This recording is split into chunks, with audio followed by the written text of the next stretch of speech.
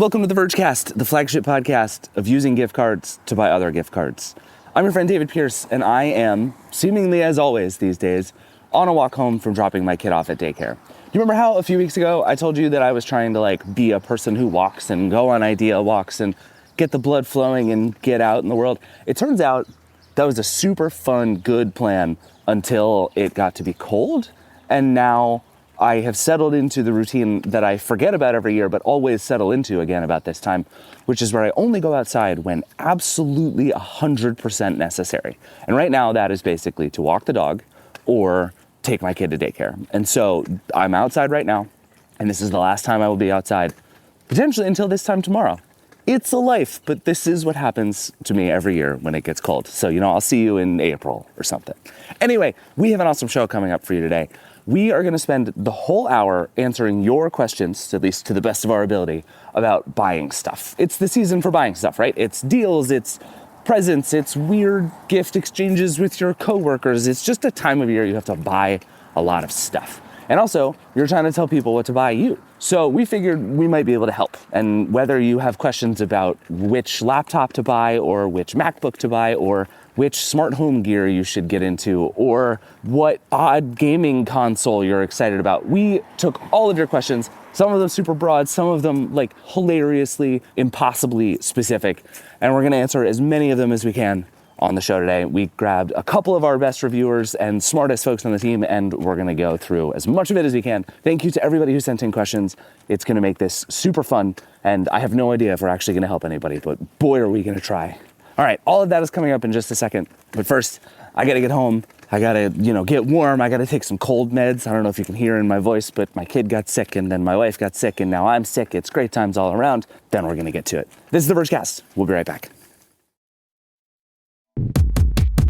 Welcome back. We have a panel of stuff buying experts, which I believe is all of our titles here.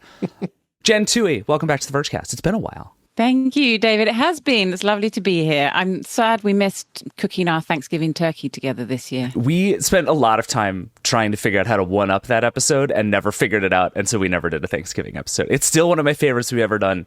If you haven't heard it, go find it. Dan Seifert's here. Hi, Dan. Hello. And in the studio with Dan, V Song. Hello. Hey, what's up? We have a lot of things to get through. I've assembled all of you because you each have, I would say, both good expertise, but also just broad knowledge of cool stuff. And we need broad knowledge of cool stuff. So let's just dive in. We got a bunch of stuff to get to. I've set this up. We're going to do some general questions at the beginning, and then we have a couple of categories in which we got a bunch of questions. We're going to go through those, and then we have my favorite question that we got through this whole process to do at the very end. So we're going to get into that. But let's start with a couple of just kind of grab baggy questions. The first one we got is, I'm going to butcher everyone's name here, and I'm very sorry in advance. I believe it's from Colbine in the Vergecast email, who says, are there any good options if I want to swim and listen to music, or dare I even say listen to podcasts? It seems to me that they all require me to have MP3 files, which I don't even know how to obtain in today's streaming world. Ideally, I'd like to keep my phone in the locker room and somehow stream music and podcasts via the Apple Watch. Also, are bone conduction headphones the way to go, or is the quality horrible? Let's break that into two parts.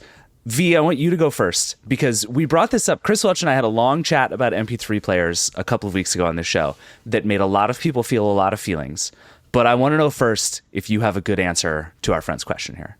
My main answer is that there are a lot of trade-offs, and there is nothing yet out there that's going to kind of be everything that I think this person is looking for, because Bluetooth and water, not really great friends. There's a reason why you're having a hard time finding things that aren't MP3 based. And it's because Bluetooth is not meant to send things through water. It's just not. I'm not a swimmer. I'm going to caveat that. I stick primarily to running because I should not be let on a bicycle. And I had to take swim gym in high school, and that should tell you everything about my swimming skills. But that being said, I have a lot of friends who swim, and the Apple Watch, do you want the Apple Watch to actually track your swim? Because if you want it to track your swim and play content, you're out of luck. But if you just want it to be like a media player, there is something from H2O Audio called the Interval. And it's a wild device if you look at it. It's like this little framework thingy, and you like snap it onto your goggles, and it's on the back of your head. So you just have the Apple Watch on the back of your head, and it attaches to either bone conduction or in-ear earbuds. And it's not streaming.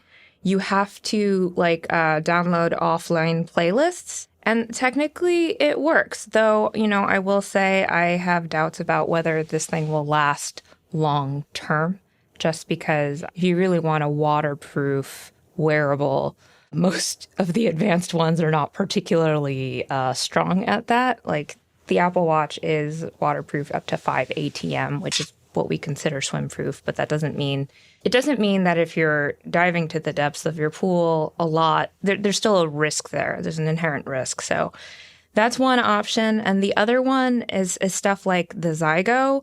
That one technically allows you to stream, but it's just because it has a radio frequency transmitter on it, so that it takes the Bluetooth playing from a source like your phone, which is you want it to be in your locker room, so this might not actually work out for you, but it's taking it from a Bluetooth source, and then there's like a frequency transmitter that converts the Bluetooth into something else that does work in water.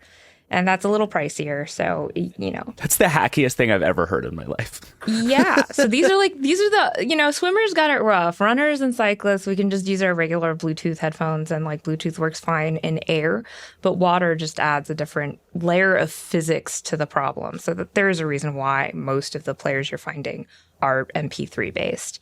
And also another reason why they are bone conduction based too, because, the earbuds, if the earbud falls out, are you going to be able to dive to the bottom of the pool to pick it up?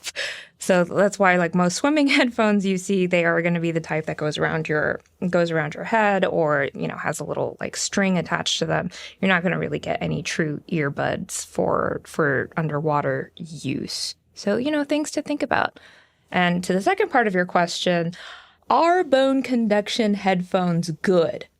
No, they're fine. They're fine. If you like bass, they're not great. And so as a runner, there's a lot of reasons, and there's time and place for using bone conduction headphones. As a runner, I really like them when I'm in an area and I'm worried that a truck is going to run me over if I've got noise canceling headphones on. But I really like bass heavy music for running, just to drown out my thoughts of I want to quit, I want to quit, I want to quit.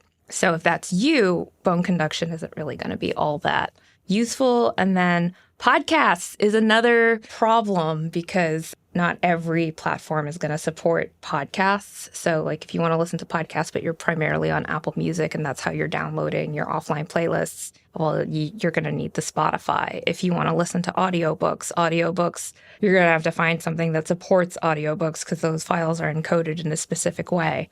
So there's just no easy way to do it. You can do it. There are people who do it. It's just you might have to learn how to get those MP3 files, or find an option that lets you download offline playlists from your streaming service of choice. It's tough. I will say I'm looking at the Zygo website right now, and it both looks like the hackiest thing in history, and also it might be kind of a magical thing. If it's as good as the reviews say, it seems like kind of the perfect answer. But I am curious about bone conduction headphones, in part because I feel like, Dan, I swear, the third day of The Verge, you and I had a conversation about when are bone conduction headphones going to be the thing? They seem like a good idea. So long. They see remember when Aftershocks was out here being bone conduction headphones are the future? They're still around. They are still around, and I feel like they are perfectly suited for when you just want to hear sounds.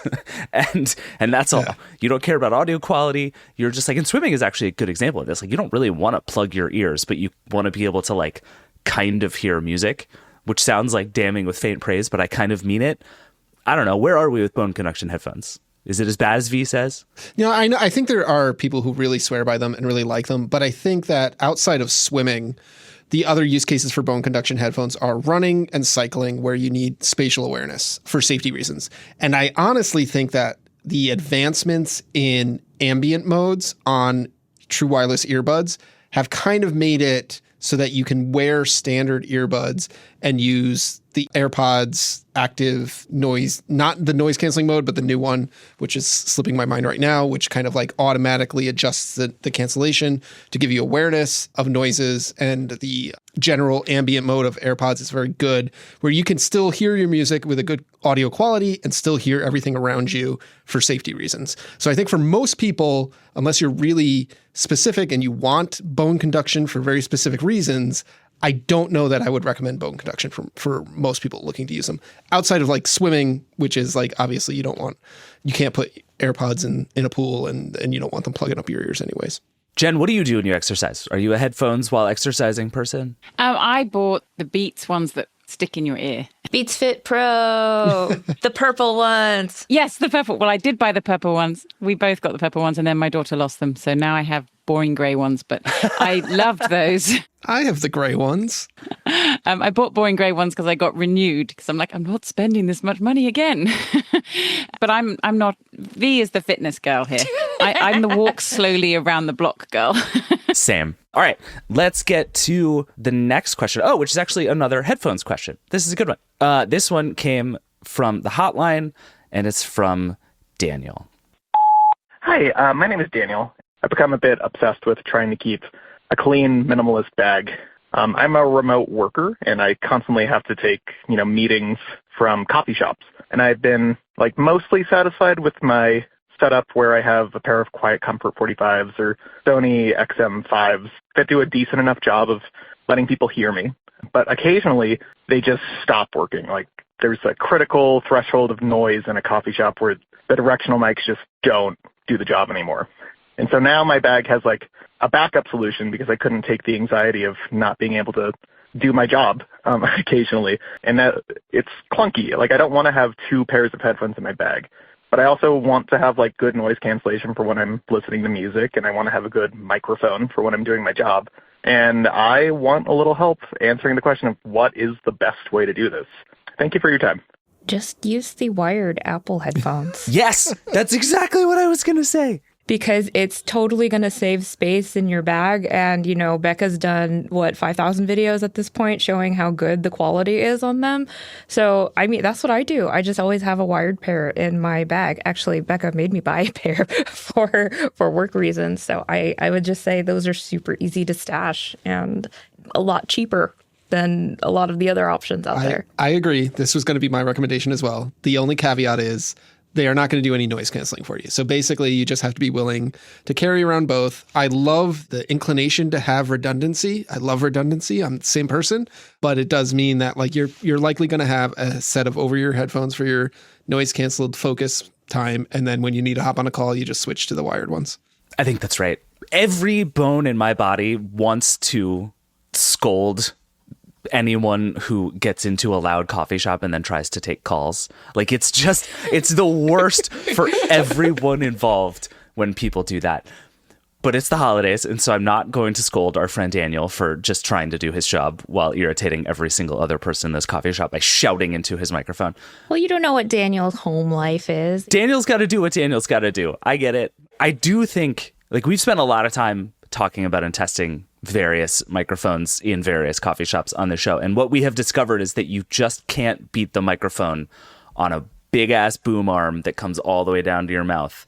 And you're just either going to have to get Apple's wired headphones like we've been talking about, or whip out the gamer headset. And there just is no good third option. There's a reason pilots' headsets look the way that they do.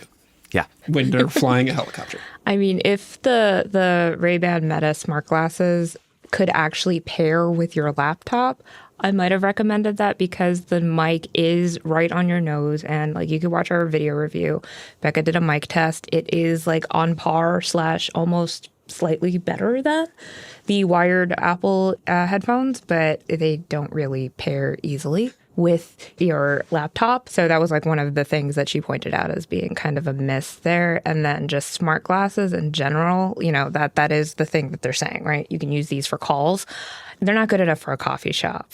Just anytime you have any kind of ambient noise, you have to crank the volume on them so loud that it kind of defeats the purpose. And, I've never heard anyone besides the Ray-Bans tell me that I sounded good while wearing those. So, Yeah, like really, it is just the closer the microphone is to your mouth, the better it's going to sound. Is like basically all you need to know about all of this stuff. And the problem with the noise canceling headphones generally is that your ears are not that close to your mouth. That's a fun fact about how the world works.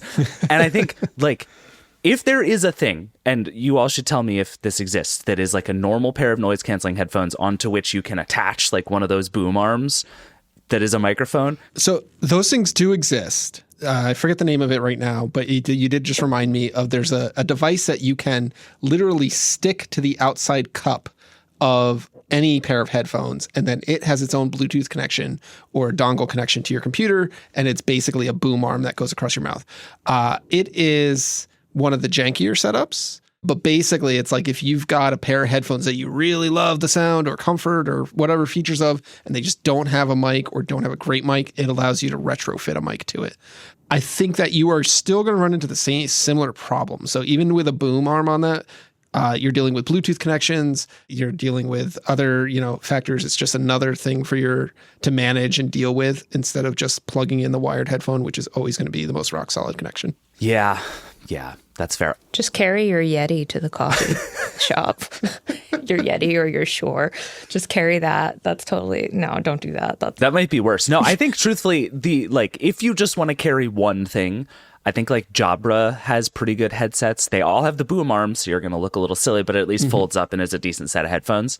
That's probably the best. I think they're called like the Evolves or something, and they're actually pretty solid. They're expensive, but they are the best kind of headphone looking, headset working thing. You look like you are in a call center, but that's why they work, because that's what they're designed for. 100%, because you are, in fact, in a call center. Yeah. Okay. That's enough headphone questions. Please leave me alone at the coffee shop and everything will be fine. We're going to take a quick break, and then we're going to go back and we're going to answer some computer questions, and then we're going to get into the really tough stuff, which is the smart home. We'll be right back.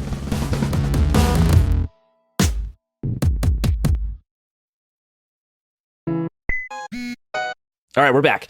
We got a bunch of questions from people that essentially just want to know what computer they should buy. So let's help people buy computers. The first one we got is a voicemail from Benjamin. Let's hear it now. Hey, Vergecast, it's Benjamin. I've got a classic form over function dilemma I'm hoping you can solve for me. I'm looking to buy my partner a new laptop for the holidays, but she has her eye on the 15-inch Surface Laptop 5, specifically because of the all-aluminum chassis. I don't feel good about getting her a laptop with last year's mid-range specs, especially for such a premium price. Maybe I would feel different if the Surface Laptop 6 had actually come out this year, but I'm looking for recommendations for Windows laptops with an all-metal chassis and modern specs that I can steer her towards instead. She'll mostly be doing light tasks like web browsing and streaming, but I want it to have enough muscle to hold up for a long time. She's also in grad school, so great battery life would be a bonus. Is AMD still the efficiency champ for laptops? Any advice is appreciated before I'm sure I'll ultimately buy her the Surface, because, happy wife, happy life. Thanks. Dan Seifert, help this person. What should Benjamin buy? It's not the Surface laptop. I just want to put that out in front here. Well, hold on. I'm going to give him two recommendations. Okay. He should ignore both of them and just buy the Surface laptop. He specifically said this is the one his wife wants. That's a fair point. And so he should just buy the one she wants. That was what I was going to say. I know nothing about the laptops, but buy her what she wants. Yeah. I mean, there's a lot of nice things about the Surface laptop. It is aging, as he mentioned. It's not really super new. I think it came out in 2022, but it's got a great screen, great keyboard, and it's a Surface design, so it's a really nice premium design, as I think are all the things that she likes.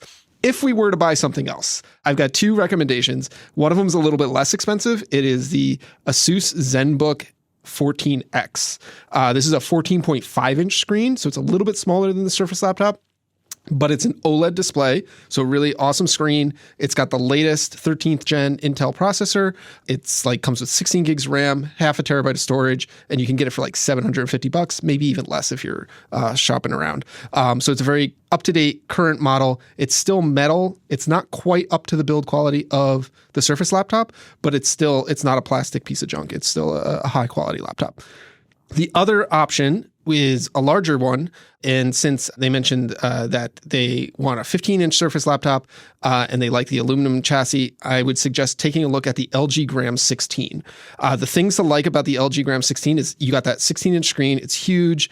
It's a 16 by 10 aspect ratio, so you got a lot of room on there. It's a very thin and light design, which is a signature of the Gram series, and it has tremendous battery life. Comes with the latest 13th gen processors, 16 gigs RAM, a terabyte SSD. Best Buy selling this for about $1,700, so it's on the more expensive end here.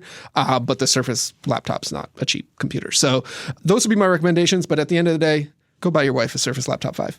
Yeah. I mean, you said it yourself. Happy wife, happy life. Yeah. I don't know about you guys, but when I first started dating my now wife, she, like, the first Christmas we were together, she, like, literally gave me a list of, like, links and was like, buy me one of these for Christmas. And I took this as a test to be like, okay, what cool thing can I buy that isn't on the list but shows that I read and I did that. And she was like, why didn't you just buy me a thing she's like, I sent you a link of the thing and the color that I want. And so I learned very quickly. She sends me a list of links. I click on one of them and I click buy and I give it to her for Christmas. And she's very happy. And it has been a winning move ever since. And it makes Christmas shopping the easiest thing in the world. And so I have learned the hard way that when they tell you what they want, just roll with it. So I think that's good advice. Yeah. Buy your spouse what they ask for. But also if you want her to call in and us to talk her out of the Surface Laptop 5 because it is an old computer with old specs, I'm also happy to do that. All right, one more computer question. It's an email from Nathan. It says, hi friends, I have a 2020 Intel MacBook Pro right now, and it is the base level, which means it has some trouble when I use Excel and PowerPoint. I'm looking into starting graduate school in the fall and would like for a Mac to be my main driver, but I don't love the idea of spending a bunch of money on the souped up MacBook Pro. I also find myself needing software that is only available on Windows, which leads me to believe that maybe I should buy a powerful tower PC to keep at home and buy a lower-end M2 MacBook Air and remote access the Windows computer when I need to do more processing. Does that make any sense, or should I go for a more expensive MacBook Pro and that be it? V, I want to know what you think, having used the newest, fanciest, best MacBooks. Ah, yes. I still can't believe that the MacBook Pro 16-inch that they sent me was $7,200. That configuration was just absolutely absurd. So, like, the one thing that I would have a question for Nathan is, like, what is his workload like? Just because, he mentions using that he needs Excel and PowerPoint, but then also programs that are only available on Windows. So, like, if you have programs that are only available on Windows, maybe you do want the powerful tower PC. But having used the very, very souped up MacBook Pros and having an M2 MacBook Air as my personal computer right now, the MacBook Air is good enough for most of your, like, daily, productivity type software. So long as you don't do what I did and get an 8 gigabits of memory. That was a dumb choice on my part. You need at least 16. So you have to factor that into the price. So yeah, like, the one thing I'm hung up on is, like, needing programs that are only available on Windows. So I believe there is a solution to this problem, which is the Windows app, which is now a thing that exists as of just a couple of weeks ago. And I confess I have not used this at all personally, but the idea is you can now download Windows as an app and run what amounts to a virtual computer on your Mac computer. I do not believe that you should buy a computer and also another computer and then use the one computer to access the other computer. Like, yeah, that way lies madness. Dan, Boot Camp exists, Parallels exists. There's kind of strategies here. Like, what do we do? Well, first off, I'll start with saying I don't think you need a MacBook Pro. I think a MacBook Air, like V said, is entirely capable of running the workloads of Excel and PowerPoint, particularly compared to an Intel MacBook Pro. Like, the jump going from Intel to an M series processor is just enormous, and you're going to have power to spare so long as you equip it with at least 16 gigs of RAM. And I would recommend probably 512 to a terabyte of storage for this next half of the recommendation. And so I think go MacBook Air is my first recommendation. The second thing is buy the MacBook and then explore these options for running your Windows apps on the MacBook, whether that is the Windows app, whether that is Parallels. Boot Camp might be a little weird. That actually requires you to use a Windows on ARM build, and it's a little wonky on the ARM Macs. I think Parallels is a little bit more straightforward of a solution, but again, I personally have not directly used it. But you should try it out and see if it allows you to do the things that you need to do. And if it doesn't, then you might have to go your route of setting up a tower PC. Or I don't even think you really need to go a tower PC. I think you could go a pretty simple PC, and that's always plugged in at home, and you can just remote desktop into it and go from there. Nathan's not the only one with this problem. I know Nilai's been on the show many times talking about how his lawyer wife has to deal with very weird Windows-based programs, and trying to use them on a Mac is a huge pain. He's not the only one with this problem, and so that means there are people who are trying to solve it. And so that would be my recommendation. Go get a good MacBook Air, equip it well enough. You are still probably going to be spending close to $2,000 on this, but it's not $3,000, and see if you can get your Windows applications to run. And if not, then go to the next step. And if it's the kind of thing that it's like old, outdated software that just only runs on Windows, odds are that if you buy one of those like little $200 mini PCs things, it'll work fine for the occasional times you need to use it. So that would be my recommendation, is that if you do end up buying two computers, unless Nathan is saying these quote, needing software that's only available on Windows is AAA games that he wants to stream to his Mac, then you do need that big power tower, or you should just buy a gaming laptop. But I don't think that's what he was referring to. Just get a console if you really want to be a Mac user and play AAA games. The console is just going to be so much easier for you. Just do it. There's so many PC gamers furiously sending you emails right now, V. I just want you to know. Just don't do it. My spouse is a gamer, or was a gamer, and they had this problem too. And they have just thrown up their hands in the air and gone F it. I have a PS5 and an Xbox. That's just it. And, for their purposes, are you really gaming on the go that you want it to be on your PC? Or do you want, in their case, a giant 65-inch LG OLED to sit 2 feet in front of, because they move up their chair to 2 feet in front of the so that all the racing games can go directly into their eyeballs. I don't know. I just think just do the console and use the Mac for work. That's if we are talking AAA games here. I'm just saying MacBook Air, mini PC, Steam Deck, and you were just living your best life. That's the way to do it.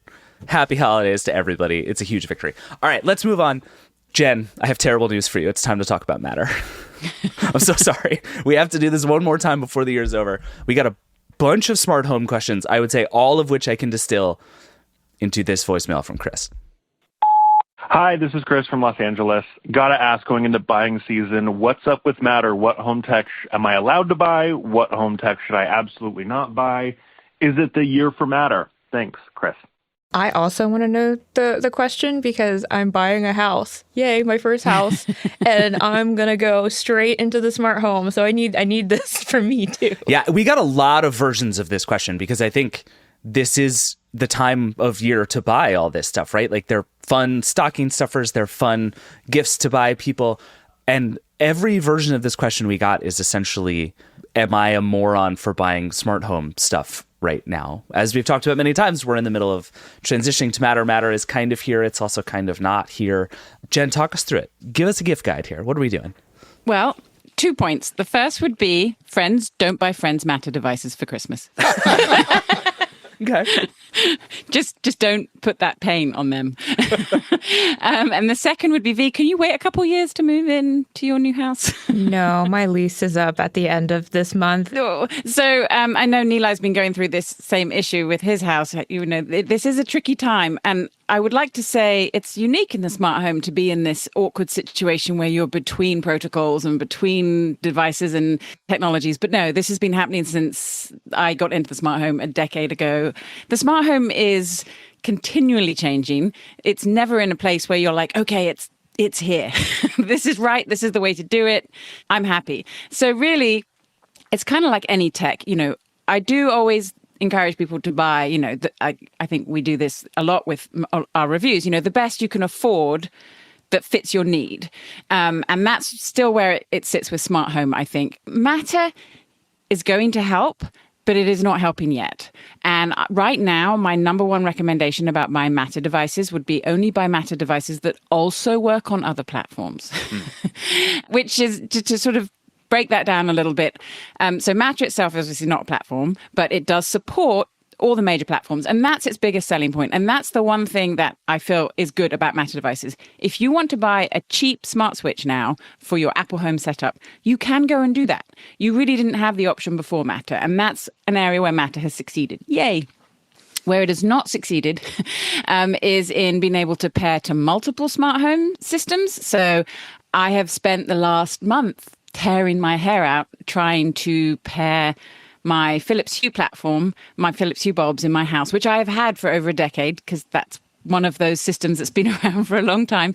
And it's been something of a complicated process. And basically there are still problems with that interoperability. So it's great if you want to buy a device and pair it to one smart home platform. But if you're one of the few, and I'm guessing there aren't a ton of people out here that want to use 2, 3, or 4 smart home platforms, but I'm also guessing that if there are people that want to do that, they are listening to the Vergecast. They are our people. Yes, welcome. And that's where things go sideways fast. So I paired my Hue bulbs, all 40 bulbs I have in my house, 40. slowly collected over the years to Apple Home, worked great through Matter, paired them to Alexa, worked great. Next day, they'd gone from Apple Home. They weren't there anymore. And they weren't working anymore. So they weren't responding, which anyone that uses Apple Home will be familiar with. And then vice versa. The same thing happened with Alexa. It stopped working. And so I have literally been tearing my hair out. It's not been fun. So Matter right now is still in its early stages. I remember when we first went to the launch event for it, the head of the CSA, the organization behind it, said, Matter is a journey. It's going to take a long time. And if Matter's a journey, I would say we're right about the stage where we've just stopped at the gas station to fuel up. So it's going to be a really long time until we get where we need to be in terms of that solid interoperability. So right now, number one takeaway, if you're going to buy a device and you want it to work with a specific smart home platform and it works with Matter, that's great, but also make sure you have a backup so that it also works with Amazon Alexa over the cloud or Apple HomeKit as a HomeKit device, because there are still a lot of interoperability problems. Unfortunately, it is not the salvation of the smart home that we were all hoping, but there's still potential. And the most important part about Matter right now, I would say, is future-proofing. So having a device that works with Matter now is a good thing for the future of your smart home, but it's not going to solve your problems, most of your problems today, unfortunately. So one of the things they promised us, or quite loudly said at the beginning of all of this, was all your smart home devices that you currently have will work in Matter going forward. So yay, you don't have to go out and buy new stuff. That does not seem to be really happening. No. And, you know, Philips Hue example I just gave, I mean, it does work with Matter, but not well. So I've just reverted to using it the way it always worked, which it worked brilliantly. It has for many years. And what's not broken in the smart home, you should not try and fix because you always run into problems. So backwards compatibility has been one of the sort of real letdowns here. We've really hoped that a lot of our current devices would get upgraded to support Matter and either over Wi-Fi or Thread, which is one of the main protocols that Matter runs over. And it seems like from talking to companies out there that the kind of load that Matter requires for their products is it's much heavier than they had expected. So they're not able to update these devices necessarily with firmware. And if they do, sometimes that actually takes away function, which is one of the issues that Eve had with some of its devices. So it's smart plugs, they updated to Matter. And there was a potential that it was going to take away the function for energy monitoring, which was one of their best features. So they managed to get around that. But yeah, there's problems there. It's not as easy as people had hoped. So V, I think you should probably wait. Oh, no. One of the things that I believe strongly about gift giving is that you should never give someone a to-do list. And I think one of the things that happens when you give somebody like a smart home gift in a lot of cases is like, I've now signed you up to make 10 phone calls and rewire your entire house. But so here's what I wonder. And I'm curious kind of for everybody's perspective on this, because we're all sort of dealing with smart home stuff at various stages of installation. What is a good and not to-do listy smart home gift you can give someone at this point in time? A plug? A plug, yeah. Individual components are actually tough to recommend because you don't know what platform, unless you know this recipient very well, you might not know what platform they are using or prefer. That's true. So if you are going to do individual components, something like Jen said that works on all of them is obviously the way to go. So smart plugs like from Miros, they work on all the major platforms. Very reliable. We like them a lot. They're very inexpensive. Hue bulbs are very reliable. Work on all the platforms. Hue lights, I have found, by the way, are almost always a hit gift because they set up really fast and they're fun. So in 3 minutes, you're just changing the lights in your house. Yeah, I have found, I don't know that anyone I've given them to as a gift has actually used them for very long, but they're a fun, but they haven't complained about them. So yeah, so there's things like that. I think that for a few years, everyone was giving everyone smart speakers and smart displays. I think we're kind of past that point, and not everyone wants a smart speaker. If they did want one, they probably have it already. And so that's a little tougher. I just think that too, kind of like what Jen was saying, I think smart home products make a great gift for yourself and less of a great gift for someone else. Unless you know this person is already a smart home person and they've given you the list of things they want and there's smart home things on there and you just go buy them on that. I think that you are introducing a project to the uninitiated. My only caveat there is if you are going to be the project maintainer, then maybe that's okay. An example, my in-laws, I gave them a Google Home Hub or Nest Hub, whatever it's called these days, the smart display a few years ago, and I linked it up to Google Photos, and now they automatically get photos of the grandchildren on their kitchen counter. I installed it, set it up on their Wi-Fi. They don't ever have to touch it. It just shows them pictures. And then I saw that my father-in-law set it to a 5-second changeover between the images, so it's just speeding by images when I was over there. So I set it back to a minute. Everyone's happy, but you have to be prepared for that. Otherwise, you are kind of introducing a project to them, and maybe that's not the best gifting type of thing. Photo frames are a good one. My mother-in-law loves them. That's the nice thing about the smart displays is being able to set up that feature. And there are ones that aren't smart displays if people don't want the speakers and microphones as well, like Skylight and Aura. But in terms of, actual smart home devices, it's kind of would you buy someone a faucet for Christmas? It's those types of, I'd love a smart tap, a smart faucet myself, but so it's my English is it's just, there's slightly odd things. Oh, here's a smart switch, go wire it into your house. As much as use you're going to get out of it. I think the one area that perhaps I would say, okay, this would be kind of cool, is when they have a problem and there is a smart home device out there that will solve it. For example, like a smart garage door opener. Or, if your granddad or your neighbor is always leaving their garage door open, you're like, look, here's a smart garage door controller. Look how you can do this. And every time you give someone a smart gift like that, you should have a little coupon next to it that says, I will come and install it and set it up for you. That's good. And then I will not maintain it over time. This comes with 7 days of service and then no more beyond that. That's how long your warranty lasts. V, are you thinking about smart home gifts? What are you going to give or receive this year? No, so I think I'm going to follow everyone's advice and do all the research ahead of time, aka Jen, I'm sliding into your DMs sometime soon. And then I'm going to make a list and then send that list to everyone and say, only buy the things on this list for me. But yeah, I want a thermostat as number one on my list, just to, lower my utility bills. And then, further down the line, I'm going to get one of those Toto toilets in the bidet. So it's further down the line. That's a good gift. That's a slightly awkward thing to talk about potentially at the holidays. But if you're that kind of family, get after it. I bought one last year for the fans, the family gift or for my wife and I to use. And I love it. You will change someone's life by introducing them to a Toto. That is true. I don't know if that counts as smart home, but it's high tech, so I'll take it. This will do. All right, we got to take one more break, and then we have a few more questions, and we'll get out of here. We'll be right back.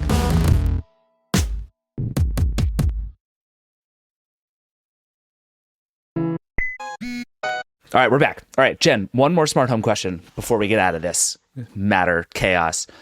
This is an email from Alec, and this is not specifically a Christmas holiday question, but this is actually a thing I've heard a bunch of people buy for the holidays, so we're gonna do it anyway. The email says, last spring, Google announced that it will be getting rid of the Nest security products and support in April 2024, and that Nest customers can get a free set of ADT hardware to replace it. Problem is, the ADT hardware doesn't seem very good to me, and I'd rather have a better alternative that can work with my remaining Nest products, doorbell, smoke detector, etc., as well as Apple Home and Google Home. I'm left wondering what a good alternative is to Nest security that isn't ADT. Lots of options, but no clear good direction. This definitely falls under the do not buy someone a whole security system for their house unless you know what they're doing. But if you want to give this to, yourself or your partner or your family for the holidays, seems like a reasonably good gift. Can we help this person? This sort of sunsetting of Nest thing has been going on for a while and does sort of seem like a lot of people might just be left in the lurch. Is there a good way out of this? Yeah, it's a tricky one, this. It's such a shame. The Nest Secure system actually was a pretty neat system. I was very sad when it went away. What it did so well, and which I do have some alternatives for, so hopefully we'll have a good solution here. But what it did so well was it took home security, which is full of tiny little white plastic things you have to stick around your house, and digested it all into one tiny little sensor and a nice little central hub. So it was a beautiful product in that respect. It was overpriced and it had a fair number of other flaws, but that core functionality was really good. And then also the NFC tag, so you didn't have to worry about running in and like pressing the keypad thing, which still gives me nervous sort of hives when I have to do, because I do it all the time when I'm testing these devices. Like, oh no, the police is going to show up. But anyway, so it had some great solutions there, and this is what I like about the smart home. When it takes a sort of legacy product and makes it smart, makes it, oh, wow, this is so much better than it was before. And there are a couple of solutions out there that will fill that Nest Secure shaped hole. Unfortunately, not entirely precisely. There's a few sort of caveats and, choices you have to make. So you're not going to get some of the benefits that Nest Secure had. Mm-hmm. But what I love about these two is that they both offer that all-in-one sensor product. So the two options that I really like are Arlo Secure and then the Ecobee security system. So they both have these all-in-one sensors, and Arlo Secure is probably going to be the best solution for our caller here because it's very well integrated with Google. It integrates with into the Google Home system really well. The cameras and such, like the actual security system integration, that gets a little tricky when you integrate security systems into other systems because you want them to be secure. So there's a lot of sort of caveats about giving other platforms access to your security system. But in terms of using your Google Home app and integrating with your cameras, Arlo Secure is probably going to be your best solution.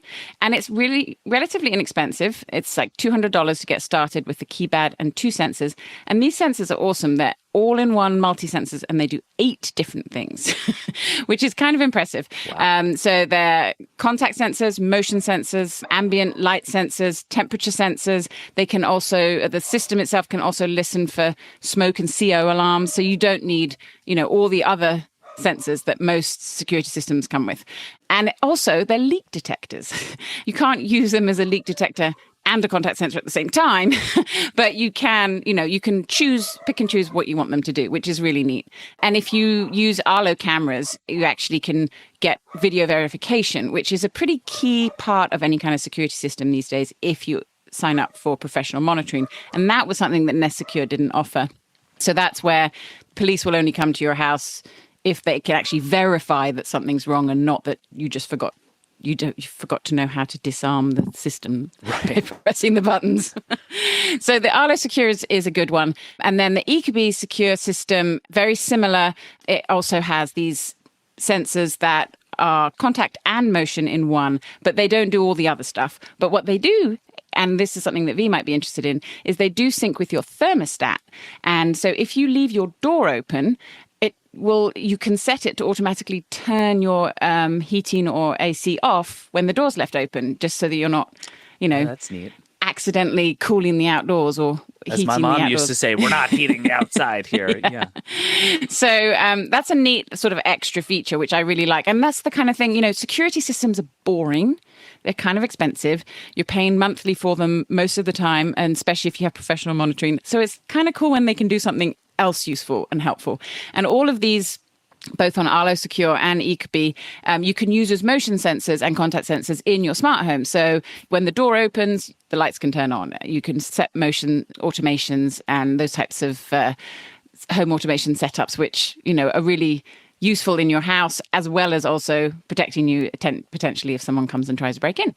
So those are both good options. The other one would be Abode, which they're a bit more like traditional security system. They have all the different sensors, but they also work as a Z-Wave hub. So if you want to connect to a broader smart home with Z-Wave devices, and all three of these do work with Apple Home.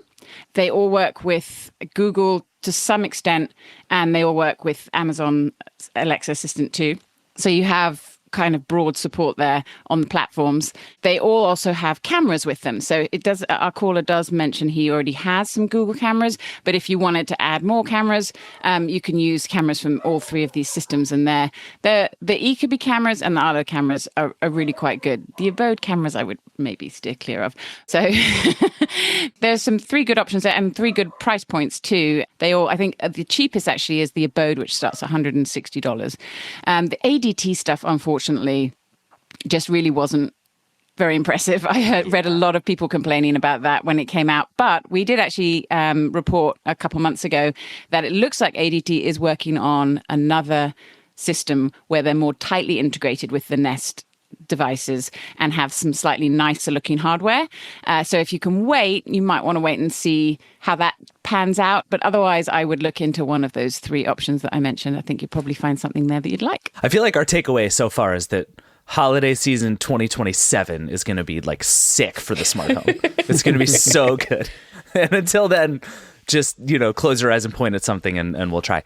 No, I think that's super helpful. I'm actually going to, I think, go probably buy one of those this holiday season. Stuff's on good sale. I guess that's part of the reason everybody buys stuff is just everything's on sale right now.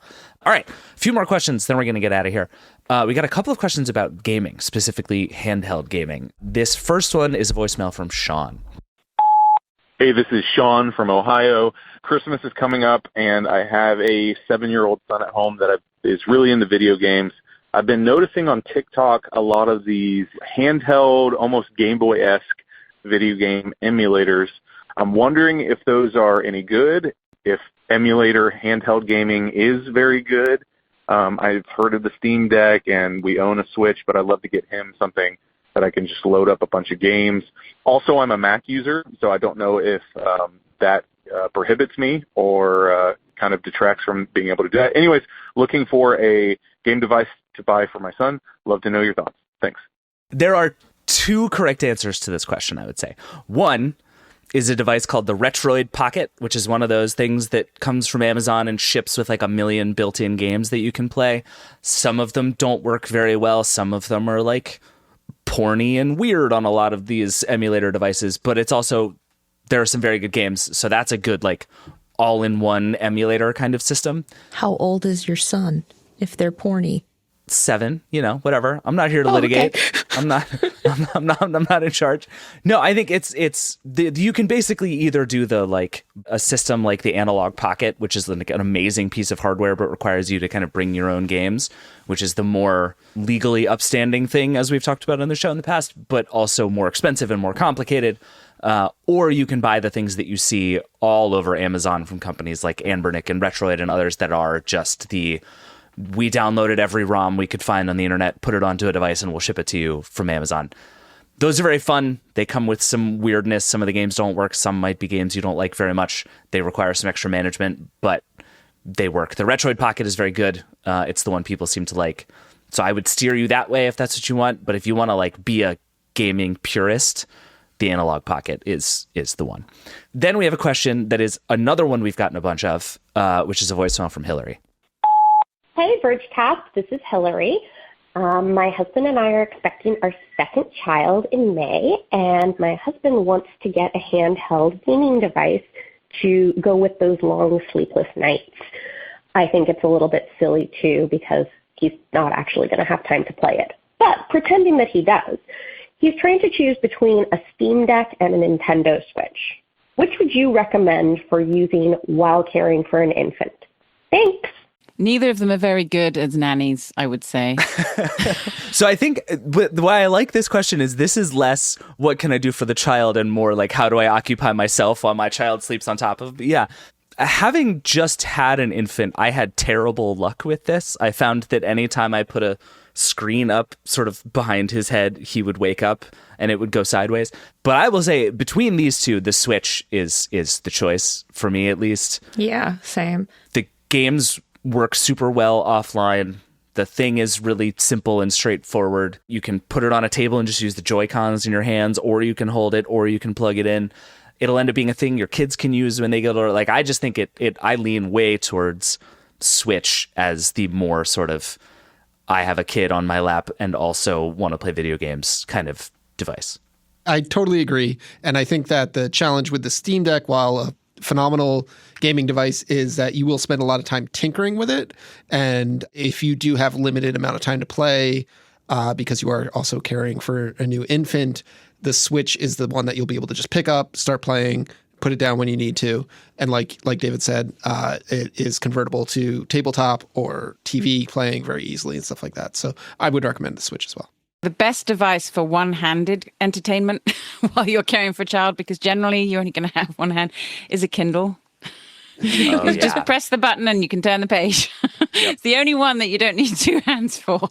Yeah, my gaming strategy was to get weirdly into this game called Hole Down on my phone, which is just a game where you shoot a ball at things and try to knock them down and get as far down as you possibly can. Have I ever spent 6 straight hours playing that game while a child slept on top of me? Yes, I absolutely have. So I would say like an Apple Arcade subscription is like the better infant care strategy than either of these devices. But yeah, I would lean Nintendo Switch if that's where you're going.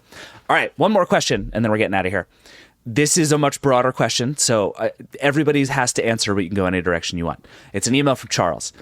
It says, I think niche small batch hardware products make great gifts. Things like the Panic Playdate handheld console, the Dirty Wave M8 synth tracker, or the Paper Shoot camera.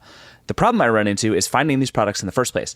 Usually the marketing relies on word of mouth referrals, so they're hard to find if you're not deep into the specific community or hobby these products are made for. I'm curious to know what your favorite small batch bespoke hardware is. I'm going to broaden this question very slightly, which is just to say, we each have to recommend one thing that is like thoroughly non-obvious. Something that you wouldn't find on like a gift guide that is like, here's the cool Bose headphones and AirPods and this iPhone and that laptop. I've got one. And I will caveat that this might appear on one of our gift guides because our gift guides are very good. And, I consider this a niche small batch hardware. I'm not sure if Charles will agree, but I love the Pine Sill. It is a very cool little tool if you are into tinkering at all, or if you want to like explore it. Like my personal experience, I've never soldered anything before. I bought a Pine Sill and now I'm soldering. Like that's like how it goes. And it was very easy to get into. It's very easy to use. It's very small and lightweight. It's inexpensive. It's a small company, open source hardware. That would be my recommendation. That's a good one. That counts. I'll give you that. V, what do you got? One of the things I tested this year that is completely stupid, but that I kind of enjoyed the concept of, was the Now Watch. Okay. You're not going to find this anywhere, but it is like a stress tracker device thing, but it has these little discs. There's no display. It's one of these no display type trackers. It just buzzes whenever you're stressed, and it has these like gemstone faces that you take in and out with a little magnet, and that thing was fun. I would not recommend it to most people, to be clear, who actually care about their health tracking, but for people who are just like, I want something that's unique, I want something that's very stylish, I want something that's going to alert me when I'm really stressed out because I'm the type of person who cares and wants my tech to tell me to cool down, then that one, it's weird and kind of fun. And then I thought of the other one that's really niche and something that I bought for myself this year is the Medicube Booster H. And it's a little wand that you zap your face with so that your skincare goes into your skin more deeply. It uses electroporation. It's all over TikTok.